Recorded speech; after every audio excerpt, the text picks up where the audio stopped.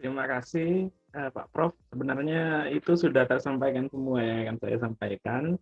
Benar kata Ya. Mas Jaya, di Situbondo itu awal mula lagu-lagu Madura itu banyak diproduksi di Situbondo, berbau India, juga berbau modern yang apa namanya, lagu-lagu modern itu dialihwahanakan menjadi eh, berlirik Madura, tapi artinya beda seperti itu.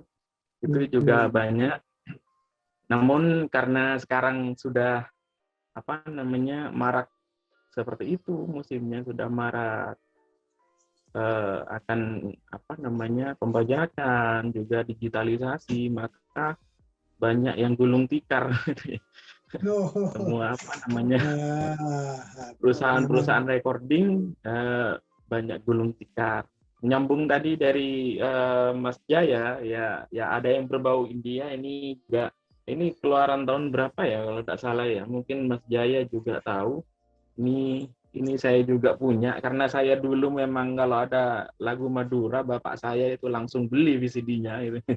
Ini dari lagu Madura yang diubah, lagu Madura yang dari lirik India diubah menjadi lirik Madura. Ini saya sangat hafal ini. Lagu ini Tabla. India iya, sekali. Tabla. Kalau tidak salah, ya ini syutingnya di sekitar rumahnya Mas Lutfi nih sepertinya. Kalau saya lihat. Jangan-jangan Mas Lutfi ikut itu, Mas? Bisa. Ini yang apa namanya dari lagu India memang Prof. Lalu digubah menjadi lirik Madura seperti itu. Barusan saja tahun 2000-an mungkin ini. Saya juga lupa. Ada yang juga dari lirik India tapi agak lama yang tadi karya Espandi. Ini sebenarnya saya banyak, tapi ada di gudang itu sudah karena tidak musim lagi VCD. Iya, ini juga dari yang India itu Dok, yang Prof ini dari India. Terus ini yang modern, yang dari lagu modern seperti Nyirong deh. Zamannya Inul itu masih Prof. Zamannya Inul. Jadi ya ini diubah atau diganti liriknya menjadi lirik Madura seperti itu, sudah mengadaptasi seperti itu, bukan asli seperti Talang seperti Rarari yang tadi. Kalau yang asli gending itu sepertinya saya juga punya ini asli gending. Nah, Kadaryono. Iya, Kadaryono ini juga berbahasa Madura, namun di sini bahasa Maduranya banyak kosakata yang memang di Madura sendiri mungkin masih asing ya, mungkin terbawa migran dari Madura sehingga terkunci di sini kosakata itu, sedangkan di Madura sendiri sudah tidak digunakan banyak itu di sini. Seperti itu. Ya. Dan juga menambahi sedikit tentang syair. Syair itu memang di pondok pesantren khususnya atau di surau-surau pada umumnya dulu ketika saya masih sebagai santri ya memang itu semacam wajib diajarkan apalagi ketika menjelang menjelang sholat utamanya sholat maghrib, terutama yang tadi yang Mas Jaya tampilkan itu aqaid saikat itu sebagai ya bisa dibilang setengah wajib ya dilantunkan ketika menjelang sholat. Kalau orang sini bilangnya apa namanya tikeran. Syair itu sambil menunggu tikeran. Imam datang gitu ya? Ya. Sambil menunggu imamnya datang. Iya, betul Prof. Sambil menunggu imamnya dan jemaah lain datang, itu biasanya syair itu dilantunkan. Itu. Yang umum yang memang karya di Jawa seperti kalau di Jawa ilir-ilir itu. Ilir itu seperti itu, Prof. Tombo Ati itu. Nah, seperti itu semacam Ati juga dialunkan juga. Terus Ya, syairnya sebenarnya Abu Nawas sih. Syairnya Abu Nawas. ya betul. Sebetulnya dulu memang banyak Caritana Orang Mate itu syair. Prof. Itu memang digunakan untuk ya berdakwah segala gitu. Terus Caritana Nabi Yusuf, kebetulan ini saya punya masih tersimpan rapi tulisan asli bapak saya. Ya, ia peroleh dari Ustadz, ya saya juga. Ini Caritana Nabi Yusuf. Insya Allah di YouTube sudah ada mungkin ada. Tapi Iya, Caritana iya. Orang Mate bukan Caritana Nabi Yusuf. Itu berbentuk syair.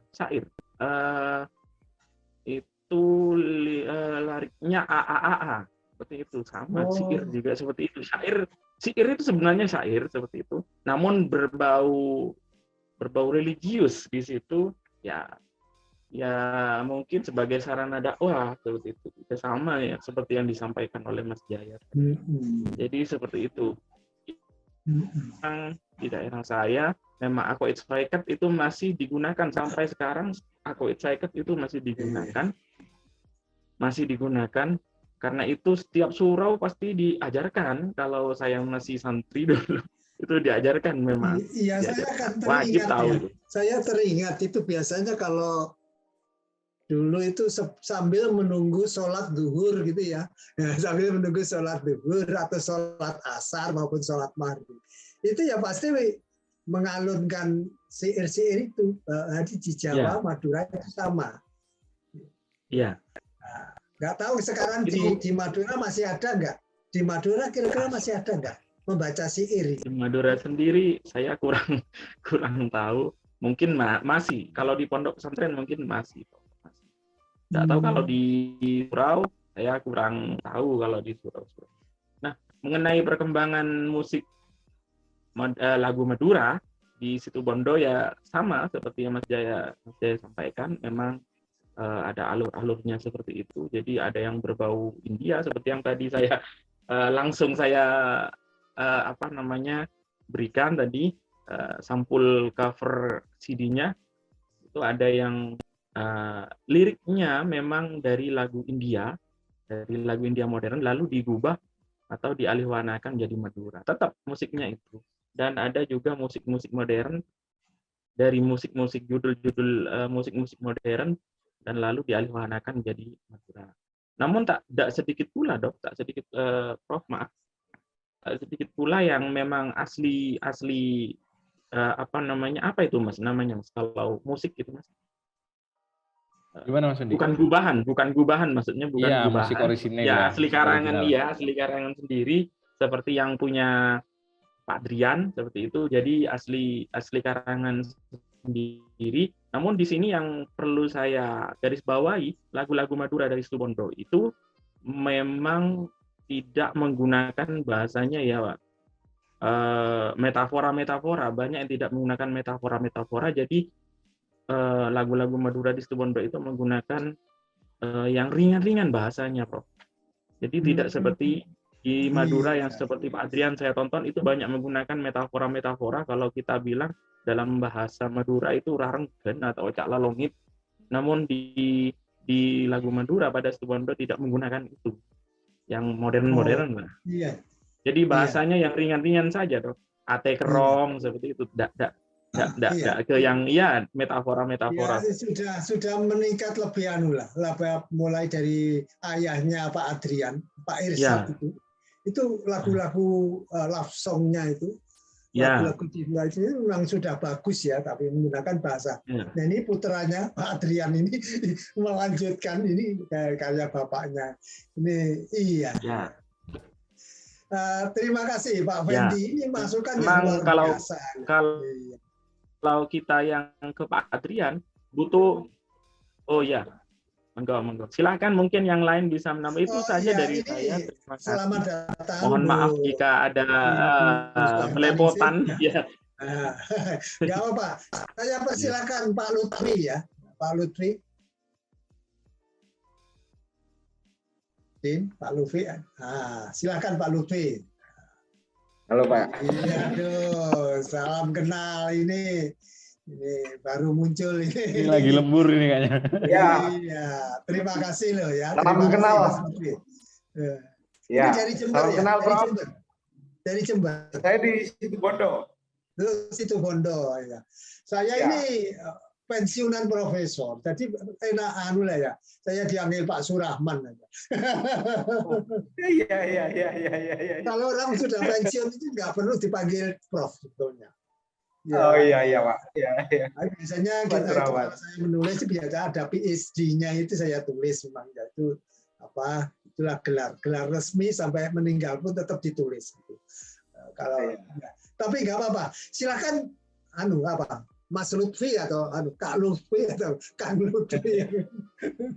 Ya tore. Ya tore Ki Kalagong. Ya terima kasih Pak Dimyati ya, Pak Surahman Dimyati yang sudah menyelenggarakan acara ini. Menarik sekali, mau mengapresiasi wacana kecil ini yang ditulis oleh Mas Jaya, ini penelitian Mas Jaya, terus Mas Fendi juga yang konsen di ilmu bahasa Madura itu, pengetahuan tentang bahasa Madura. Ya kami memang selama ini gini Prof, ada semacam kesadaran di antara kami ini untuk mengangkat hazanah-hazanah lokal gitu Prof. Karena kami melihat ternyata seperti Jaya yang tadi sampaikan bahwa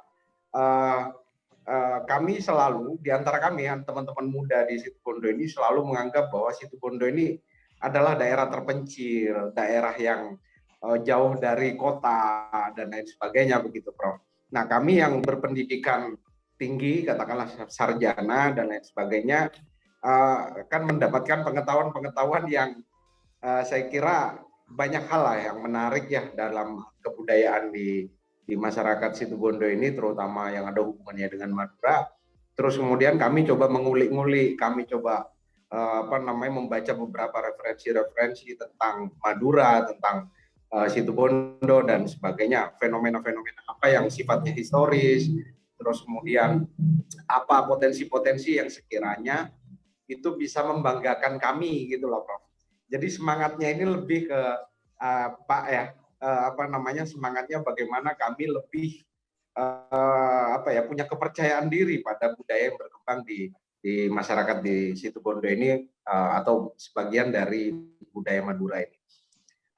Seperti yang Jaya tadi sebutkan bahwa sebenarnya pada dasarnya setiap masyarakat itu ketika dia terpapar dengan informasi dan komunikasi, saya kira dia akan menjadi kosmopolit, gitu ya. Dia akan menguasai banyak pengetahuan, dia akan menguasai banyak wacana dan lain sebagainya, yang kemudian itu membangun sebuah peradaban-peradaban yang saya kira itu sebenarnya membanggakan, gitu, Prof. Nah, memang dari penelitian Jaya tentang Dangdut Madura itu kemudian akhir-akhir ini mengalami semacam penurunan karena ada persoalan dengan teknologi, ya kan? Ada peralihan teknologi di mana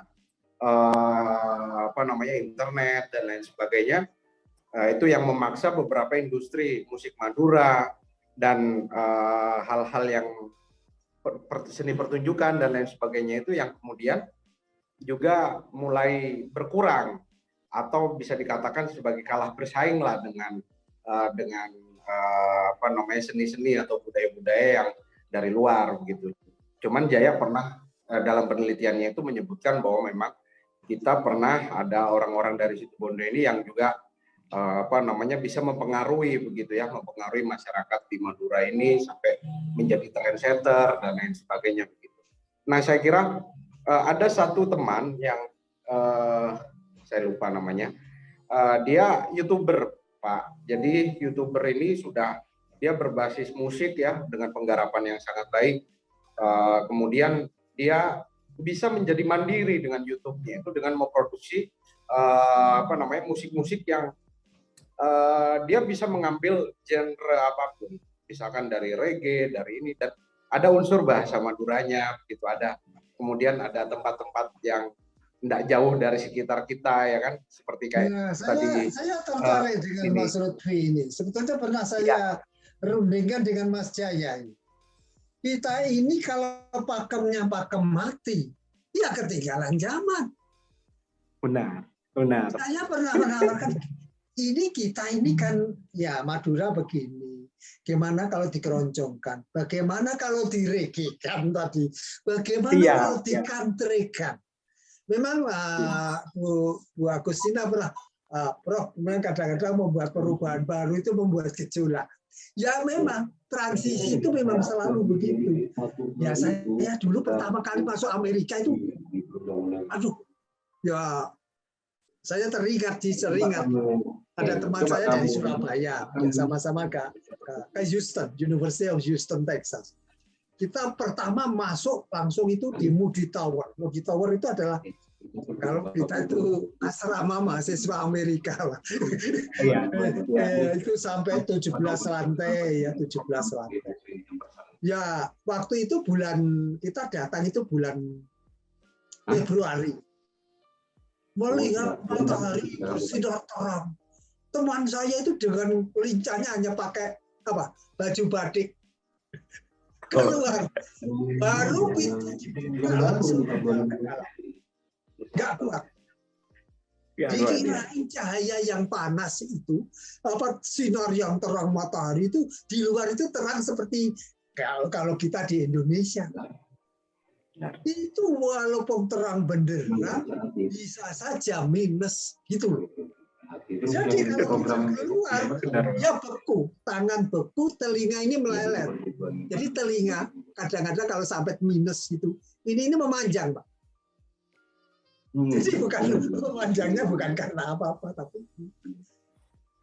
jadi seperti itu. Nah ini saya senang bahwa milenial ini mempunyai, kalau saya kata memang ada pakem. Ada pakem ya. Dari leluhur kita itu ini loh, A, I, U, E, O-nya itu ini. Pakem musiknya itu ini. Dulu pakai bonang, pakai ini. Terus kalau pakai keyboard gimana? Itu saya tidak tahu siapa yang memulai pertama kali musik Madura menggunakan keyboard. Saya ini kan penelitian Madura 23 tahun berturut-turut dengan Profesor William Davis. Ketika saya menawari musik itu pakai keyboard, langsung ditolak. Oke. Karena saya ingin mendengarkan musik aslinya Madura. Iya, memang ya dok itu tadi yang benang-benang yang asli Madura, jadi yang betul-betul antara kulit dengan kayu, kulit dengan kayu. Itu aslinya kan bisa. Jadi ketika saya tawari musik, sebetulnya musiknya pengarangnya juga pengarang Madura juga, tapi sudah menggunakan gitar gitu ya, menggunakan ukulele, menggunakan gitar bass atau yang macam-macam, saksofon gitu. Nah, ini kan sebetulnya inovasi dari pakem-pakem lama. Tapi ya itu silakan saja ya. Kalau saya itu silakan saja. Kita itu berkolaborasi. Kalau kita itu tidak mau berkolaborasi, nah terus musik Madura ini kapan sih bermadura ria di Amerika? Loh, kami kan menunggu orang Madura ini pindah ke Amerika kalau perlu. Jadi kalau satu situ pondok pindah, misalnya saja loh. Iya. Apakah mungkin? Amerika itu negara bebas. Kalau kita punya proposal yang jelas, paket yang jelas, siapa orangnya, detailnya dilampirkan, bisa Pak? Pindah, kota bisa. Makanya sampai di Iowa, Iowa City ini, saya kalau nyopir kurang lebih 30 menit, ada kota yang namanya Moskow. Moskow itu kan kota di Rusia. Ibu kotanya Rusia. Jadi ternyata orang Rusia itu beramai-ramai ke Amerika. Kapan mulainya? Ketika Gorbachev itu. Jadi Soviet dulu kan Soviet ya. Namanya kan Soviet dulu ya. Sovietnya rontok, Orang Rusia lari ke Amerika besar-besaran. Amerika, ya nggak apa-apa. Pokoknya yang masuk orang yang baik-baik. Jadi masuk Amerika itu Amerika saringannya satu, pinter-pinter. Pinter-pinter. Terus baik-baik. Jadi kalau ada rekod kriminal, pasti ditahan, Pak. Pasti ditahan. Ada rekod kriminal, ditahan. Apalagi tingkat nasional ya, jangan harap bisa masuk Amerika.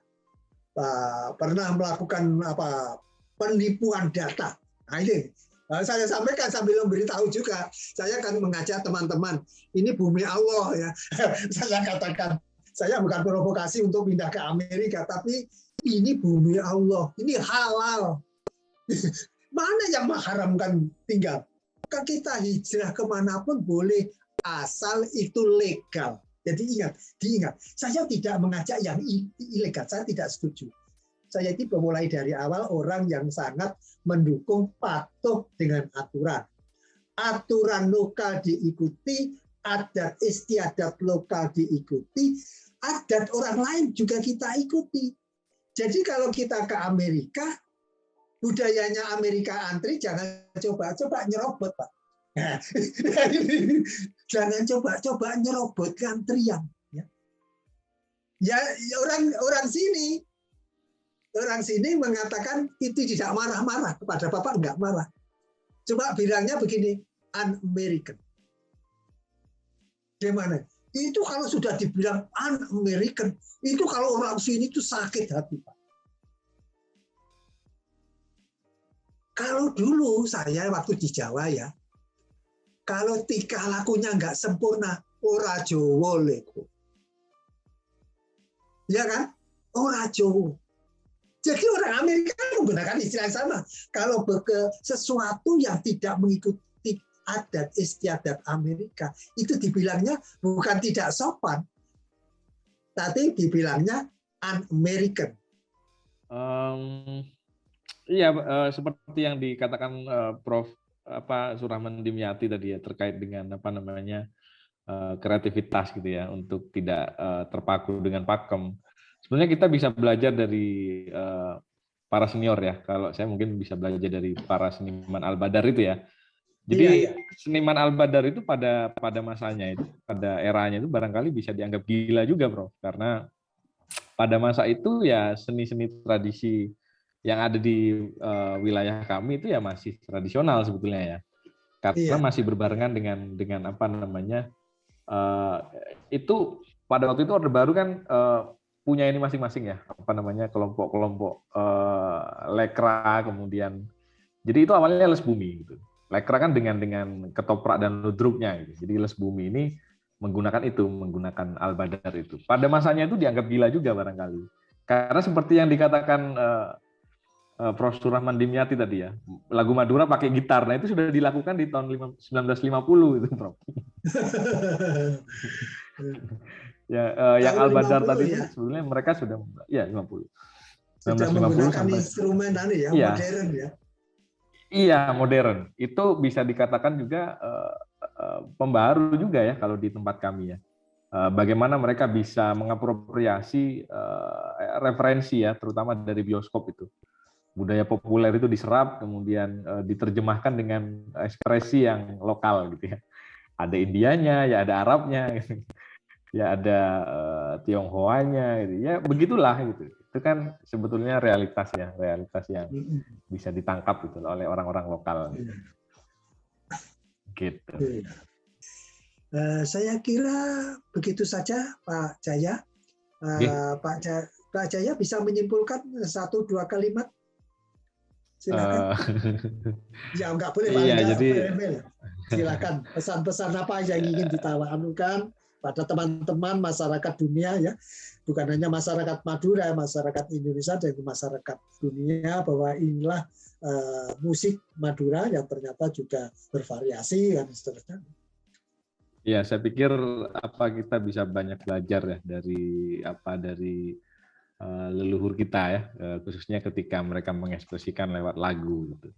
Artinya lagu itu tidak hanya sekedar sebagai pemuas hasrat kesenangan ya, tapi di dalam lagu kita bisa melihat ada daya gitu. Jadi lagu itu sebetulnya ada daya, di mana daya itu juga punya nilai ya, punya nilai dalam hal edukasi, nilai moral, kemudian nilai budaya dan lain sebagainya. Yang itu barangkali sudah hampir kita lupakan ya hari ini ya. Jadi saya ingin mengingatkan bahwa semangat untuk mengembangkan khususnya musik ya atau lagu-lagu daerah itu penting sekali gitu. Paling tidak kita bisa merawat bahasa ya, bahasa Madura yang sudah barangkali sudah jarang sekali digunakan hari ini gitu. Mungkin itu Prof yang bisa saya sampaikan. Terima kasih Pak Jaya, Pak Fendi, Pak Lutfi, Pak Baningsih, dan Pak Hafid juga semua yang atas partisipasinya. Insya Allah kita sambung hari Sabtu malam yang akan datang. Ya, sampai sekian dulu. Selamat malam. Assalamualaikum warahmatullahi wabarakatuh. Salam sejahtera untuk semuanya. Waalaikumsalam warahmatullahi wabarakatuh. Terima kasih Prof. Terima kasih teman-teman semua.